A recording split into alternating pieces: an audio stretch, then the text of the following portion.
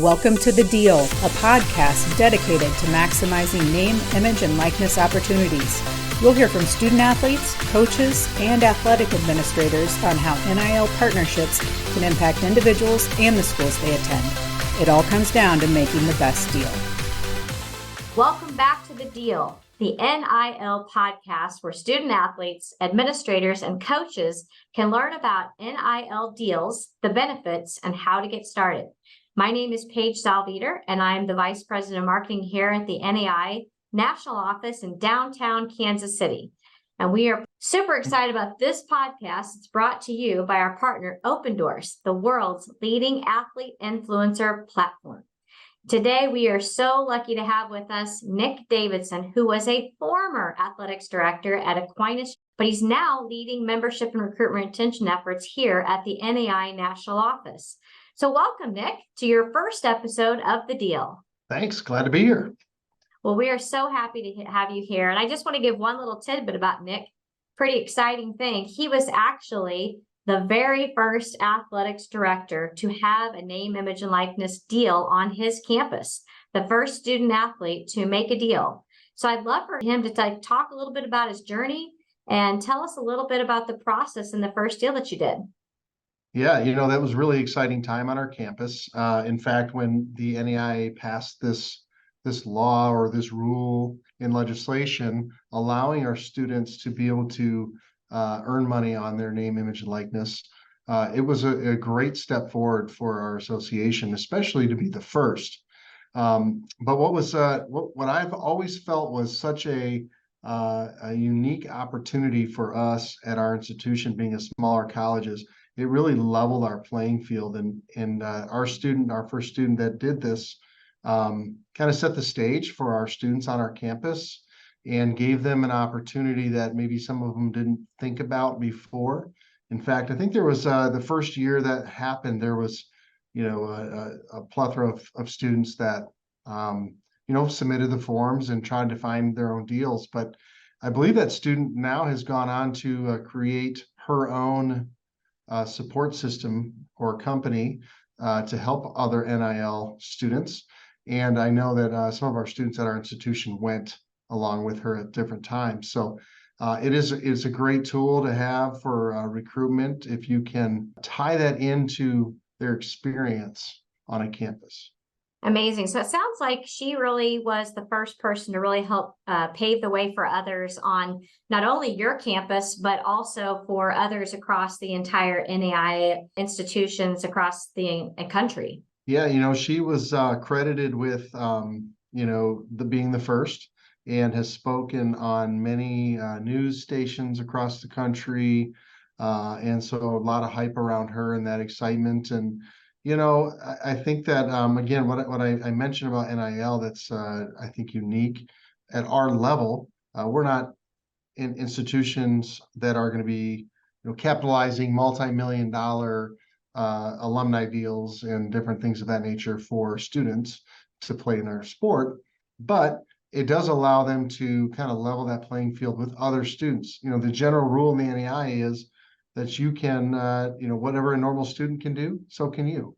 And this now really guarantees and allows that. So a math student, for example, that's a tutor because they're a math student at a college, and they can earn money tutoring, youth. Well, now a basketball player can also do the same concept, being a basketball player. They can run camps or lessons, individual lessons.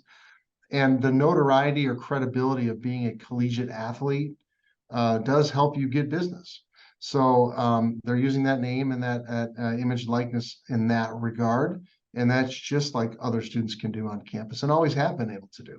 And thinking about your past role as an athletics director, kind of thinking about carving the way for others, any advice to athletics directors that are dealing with this currently on their campuses?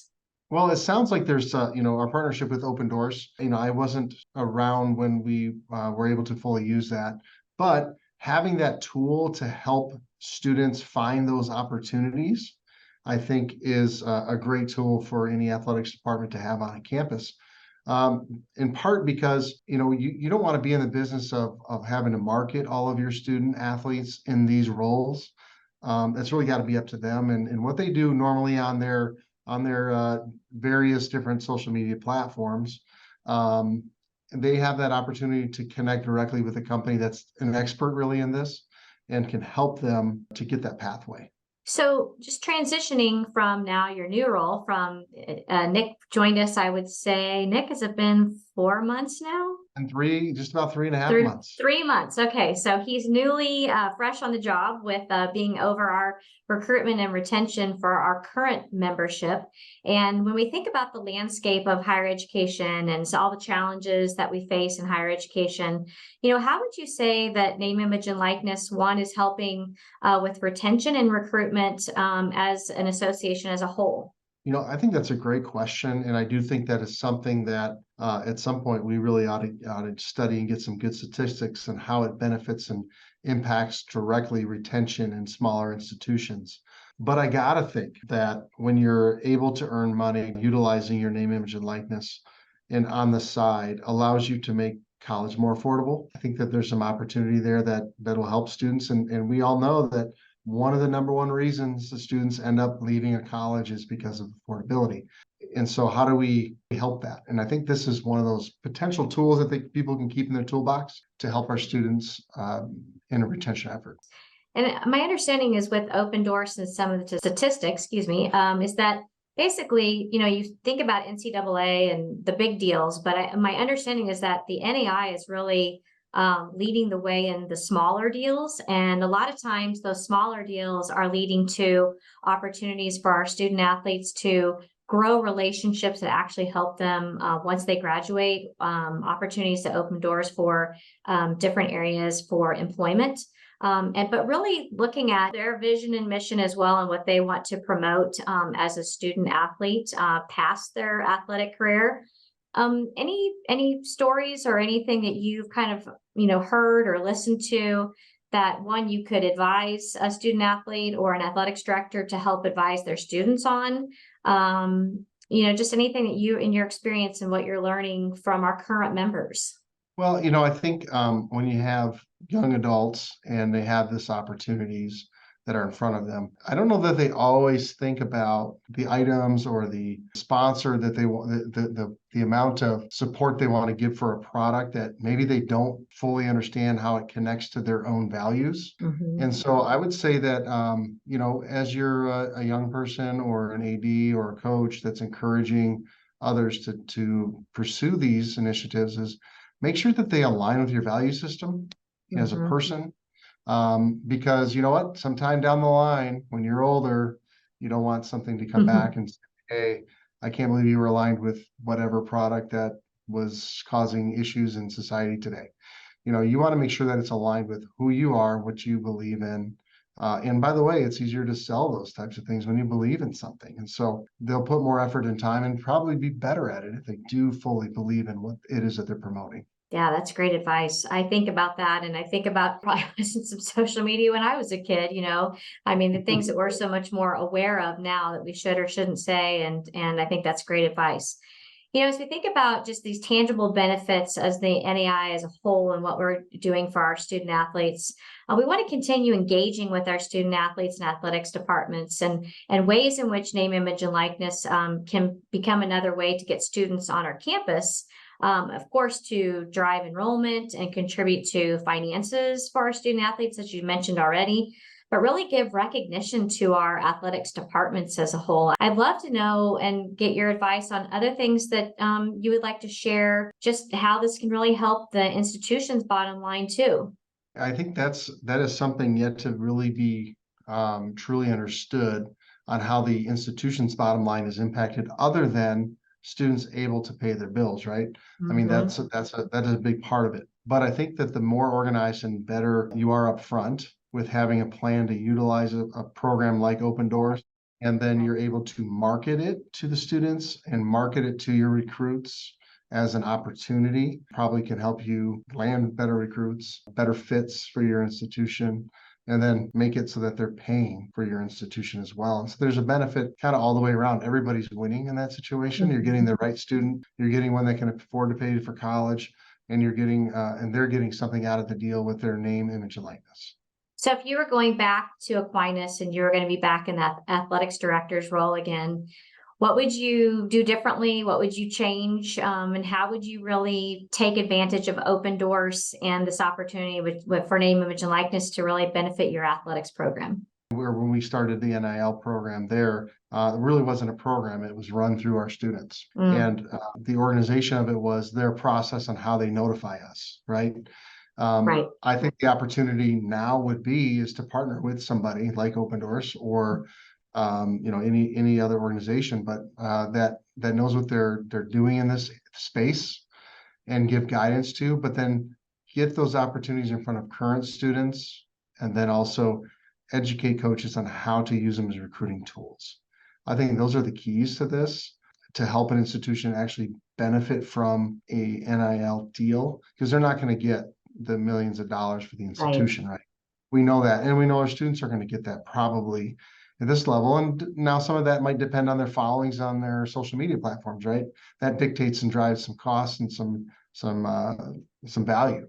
But who better than to organize all that than somebody that's experienced in that and knowledgeable about that. Athletic directors are there to make sure that their student athletes, coaches, and fans are safe, protect their institution, help put on a great student experience for their students, and then win games on the side, right? I mean, that's kind of the order of operations. So Right. They're not experts necessarily in NIL, and nor should they be, but they should be very familiar and aware, and have probably a good partnership with a place like Open Doors. So, putting your new role back then into the mix, as we think about helping our current institutions on retention, because, if you can keep those student athletes happy and, a little extra money in their pockets, how do you see this maybe being a benefit in the retention efforts, and maybe some benefits in your new role in helping our institutions? Well, I think, one is helping our institutions know that this is a resource, really making sure that they're aware of that. And I know we send out lots of communication and lots of information, and that's great. But in my conversations that I have with institutions and individuals, making sure that they're aware of the opportunities that are out there. And quite honestly, I got to get even more familiar with what Open Doors is offering. I mean, I know some and a little bit, but I haven't worked directly with it. And so once I get that a little deeper knowledge of that, I can help institutions realize what their opportunities are. Yeah, I think that would be a great next episode. Maybe we could have you on with Open Doors. They have been actually extremely instrumental, not only in the education process, but just helping us understand legal perspectives, what we can, what we can't do, making sure they're protecting the student athlete, making sure that they're helping them really grow their brand and their profile to be professional, so that they are, we go to college, right, to get an education, not necessarily just to play sports. So as we think about how we can continue helping our athletics association as a whole, I think name, image, and likeness really could play a big role in that. And so as we move into the landscape of this, and as you mentioned we are the first to do this, I think ideally we are going to continue helping our institutions and helping those student athletes know that this is definitely an opportunity for you. It doesn't matter that we're in the NAIA. It's actually almost more beneficial, I believe, because of the relationships that they're building with those on a more personal perspective versus just chasing the dollars. And I think that's going to go a lot further for them and their just what they do in life and as a human being. Absolutely agree. That'd be a great next episode. I'd enjoy that. Yeah. Well, I really appreciate you just talking to us about your perspective, being the first athletics director to ever have an NIL deal with NAIA. Any last tips or anything you'd like to just share in your new role, past role, or just anything that somebody could learn from you? I think it's an exciting time and opportunity to be with the NAIA national office, but also as a member institution. I know we're doing a lot of really neat things to expand on the value and who we are as a national organization supporting collegiate athletics, and the whole person, right? I mean, that's one of the great unique pieces of the NAIA, which is our Champions of Character initiative. So really excited to be a part of this organization in this role. I've been a part of this association since about 2004 or 5.